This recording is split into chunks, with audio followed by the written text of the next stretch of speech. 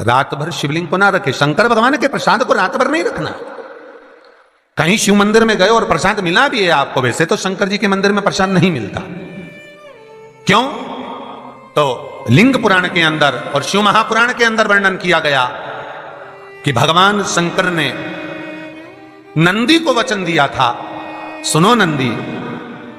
शंकर भगवान से नंदी कहता है हमारा भरण पोषण कैसे हो। शंकर भगवान कहते हैं नंदी, मेरे शिवलिंग पर यदि, कई लोगों को थोड़ा ध्यान दीजिएगा, बहुत कथा पर बहुत ध्यान देना। शिव महापुराण की कथा है, बार बार ऐसी कथा नहीं मिल सकती आपको। सुनोगे आप अपनी जगह पर, बहुत वक्ता हैं, बहुत प्रेम से बांचते हैं, पर जो कथा रसतत्व से आपको मिल जाए उसको ले लीजिए महाराज।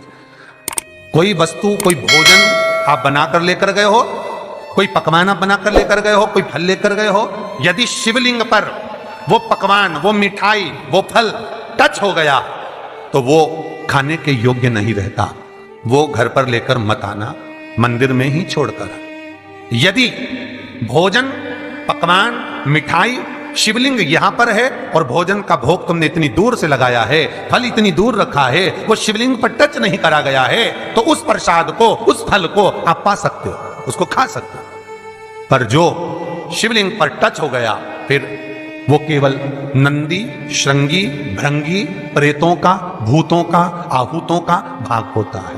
प्रेत, भूत, आहूतों का, वो फिर खाने योग्य नहीं है। हाँ, यदि नर्मदेश्वर महादेव हैं, नर्मदा जी के जल से कोई शिवलिंग प्रकट हुआ है, नर्मदा जी के जल से, कोई कंकर से, नर्मदा के जल से अगर कोई शिवलिंग प्रकट हुआ है, उस शिवलिंग की स्थापना कहीं पर है या आपके घर में है, तो उसको कुछ भी टच हो जाए वो पा सकते हो, पर बाकी के शिवलिंग को स्पर्श किया हुआ नहीं पा सकते। केवल एक नर्मदेश्वर महादेव नर्मदा के जल से प्रकट हुए।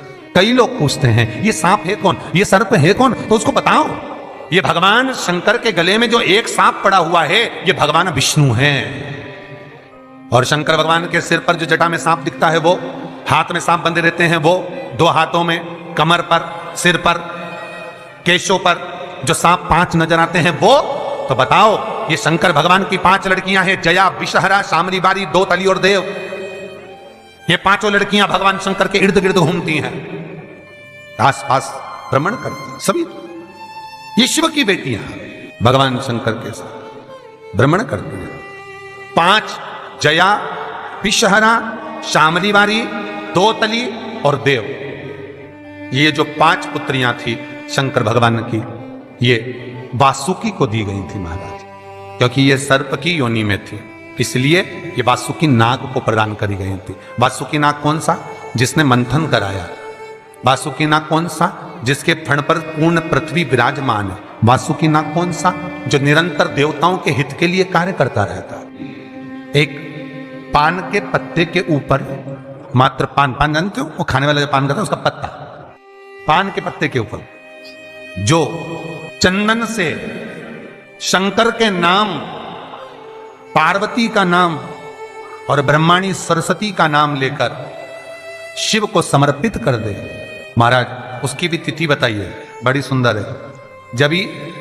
जब रवि का पुष्य योग पड़े, रवि पुष्य नक्षत्र हो, रवि का पुष्य योग पड़े, उस समय पान के पत्ते पर चंदन से शंकर, पार्वती और सरस्वती का स्मरण कर कर जो शिवलिंग के ऊपर उस पान के पत्ते को चढ़ाकर 5 बेलपत्र, 3 समी पत्र समर्पित कर देते हैं, उस बच्चे से चढ़वा देते हैं, वो बच्चा कभी पढ़ने में कमजोर नहीं होता, विद्या में बढ़ता ही बढ़ता है। पलटकर माँ बाप को देखना ही नहीं पड़ेगा, बच्चे को कभी भी माँ को कहना ही नहीं पड़ेगा कि पढ़ने बैठ, वो खुद पढ़ेगा, रुचि से पढ़ेगा। 5 बेलपत्र, 3 समी पत्र समर्पित कर दें, भगवान शंकर का स्मरण करें और उस बच्चे को प्रणाम करवा कर वापिस लेकर आए। बच्चा विद्या में प्रबल होता है, विद्या प्रकट। भगवान शिव देने वाला है।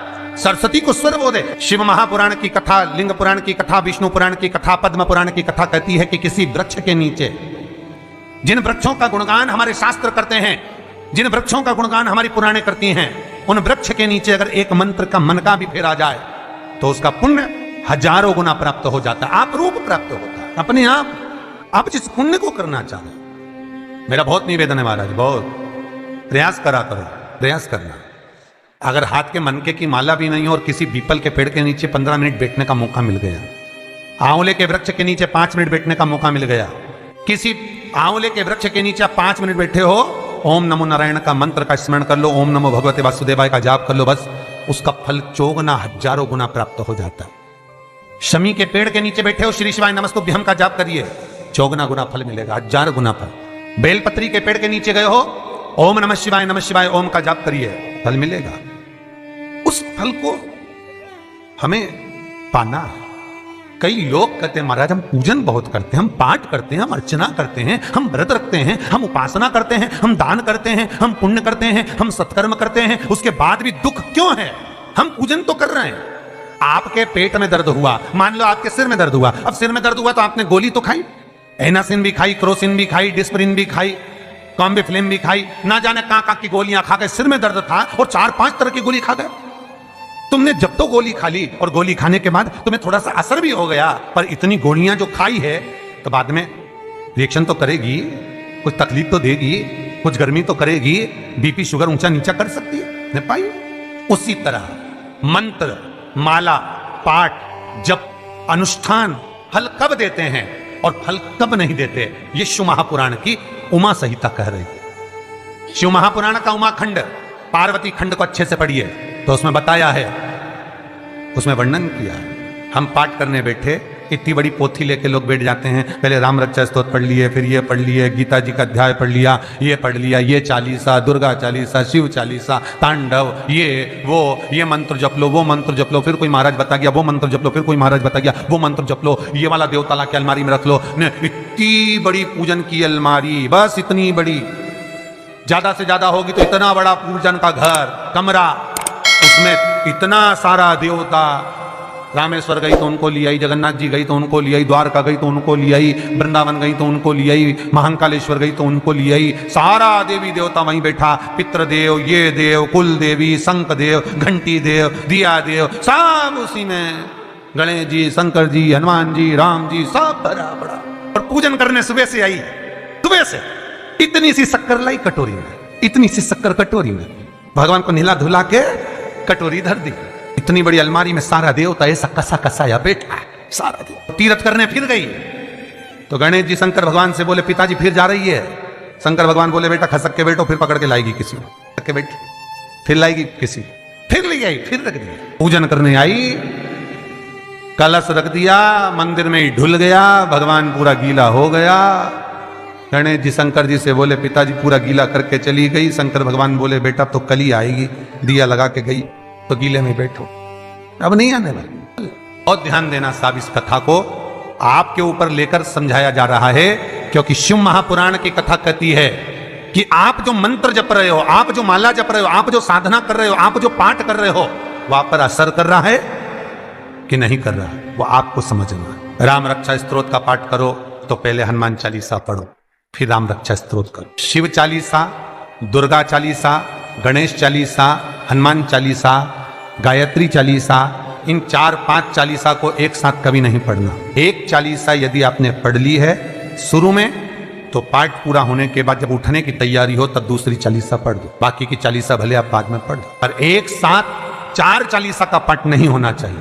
पाठ करने बैठे हो, किसी एक मंत्र की माला जप रहे हो, ओम नमः भगवते वासुदेवाय जपा, या शंकर जी का मंत्र जपा, या गुरु का मंत्र जपा, या ये मंत्र जपा, या वो मंत्र जपा, उस मंत्र को जपने में बीच में कुछ गैप होना चाहिए। एक साथ रट्टा मार पे ओम नमः भगवते, ओम नमः भगवते, श्रीमन्नारायण, ओम नमः शिवाय, ओम नमः शिवाय, फिर ये जप लो, वो जप लो, और पूरा पाठ सपाट सब खलास, वो श्रेष्ठ नहीं। कुछ देर